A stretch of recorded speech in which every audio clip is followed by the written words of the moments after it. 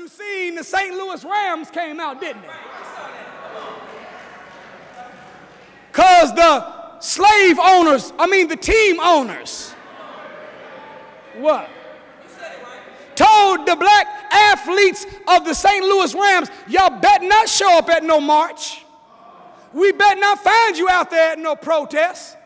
So the brother said, okay, cool, we'll make one on the world stage. And they came out with their hands up, didn't they?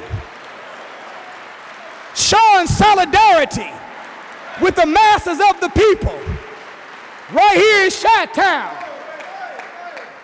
D. Rose came out and said, I can't breathe. Down there in Cleveland, LeBron and the Cavs came out. Am I telling the truth? Kobe and the Lakers came out. And then on the side of a lot of people's shoes was hashtag Black Lives Matter. Is that right?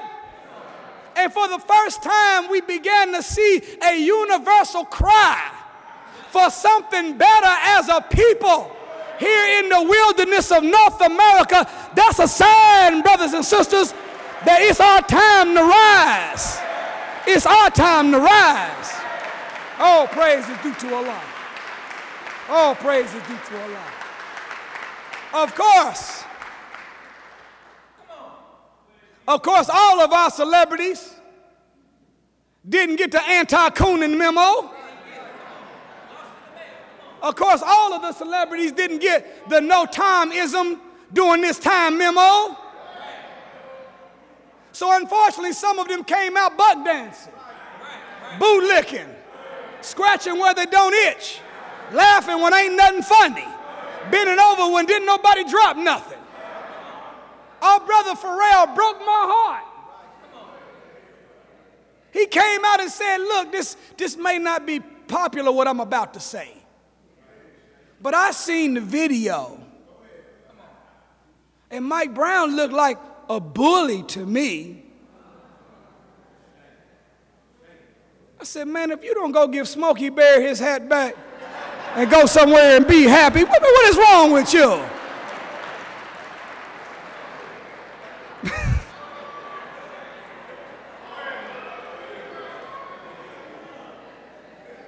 Give Smokey his hat back and be happy.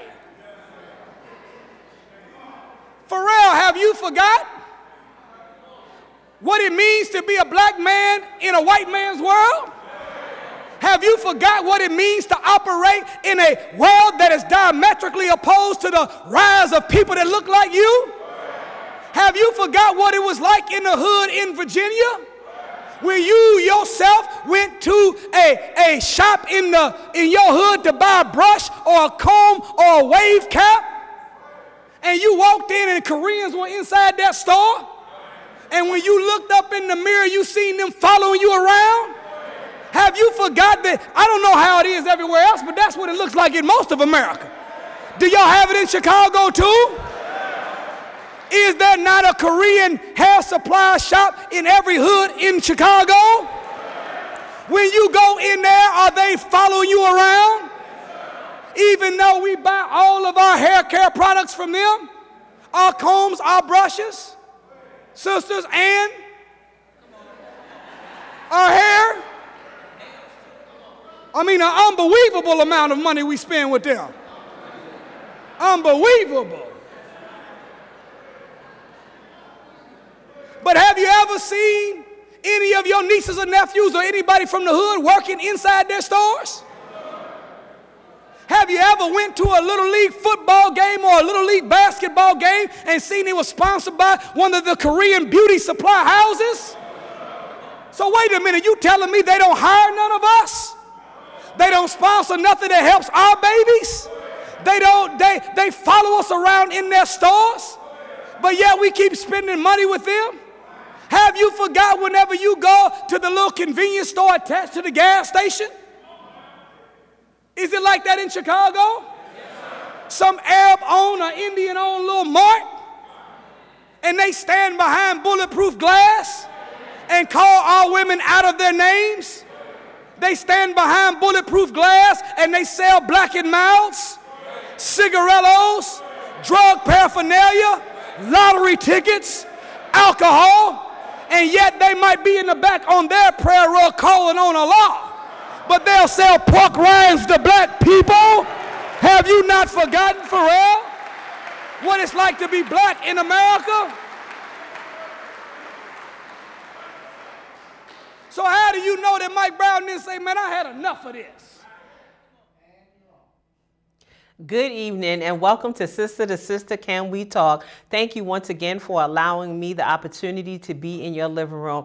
As you can see, I am solo tonight. Doc is on the road and we wish her traveling mercies. And we're going to do something a little different tonight. Tonight I'm going to be giving a commentary. Once again, you're welcome to call in with a question or a comment or anything that you choose. 915-5202, 804-915-5202. So what I'm going to be talking about tonight is just like the video that you've seen before. We are coming on tomorrow, the 20th anniversary of the Million Man March in Washington. So tonight I'm going to be giving my commentary on that historic event, an overview, and let us see if the promise has truly been kept. It's an episode that you're not going to want to miss, so we're going to jump right on in. On tomorrow, many of us will be heading to D.C. to stand with our brothers on the 20th anniversary of the Million Man March. It is hard to believe that 20 years has passed already. On Monday, October 16th, 1995, there was a sea of black men, many who stood for 10 hours or more, sharing, learning, hugging, praying, fasting, and crying. More than 1 million black men, despite what the numbers statistically show, more than 1 million black men gathered in Washington, D.C. on the Mall to declare their right to justice, to atone for their failure as men, and to accept responsibility as the family head. The day produced a spirit of brotherhood, love, unity like never ever experienced by black men in America. All creeds and classes were present. Christians stood with Muslims, Hebrews, agnostics, nationalists, Pan-Africanists, civil rights organizations, fraternal orders, rich, poor, celebrities, people from all walks of life and organizations all stood for one purpose and one purpose alone, and that was to atone, reconcile, and take responsibility. The 1995 march brought us to Washington not to petition the government for a civil rights bill or a handout, but to take responsibility for ourselves. On that day, the world did not see a thief, a criminal, a savage, you know, those things that are usually portrayed by media or through our music or any other forms of media in print as well. On that day, the world saw a vastly different picture of the black man in America. The world saw black men demonstrating the willingness to shoulder the responsibility of improving themselves and their community. There were no fights, there were no arrests, no one smoked, no one drank. The Washington Mall was even left in the same condition in which it was found. During Minister Farrakhan's message to the millions gathered in the mall and those watching at home on television, he explained to the world the need for atonement and laid out 8 steps. Regardless of what your religion was, these 8 steps were promised to be abided by. At the conclusion of the march, the millions of the men in attendance repeated a pledge provided by Minister Farrakhan and the leaderships in attendance that focused on personal commitment to be responsible and active in improving the black community.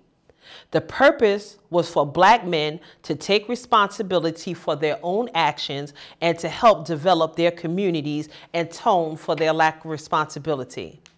Now let's talk about the positives.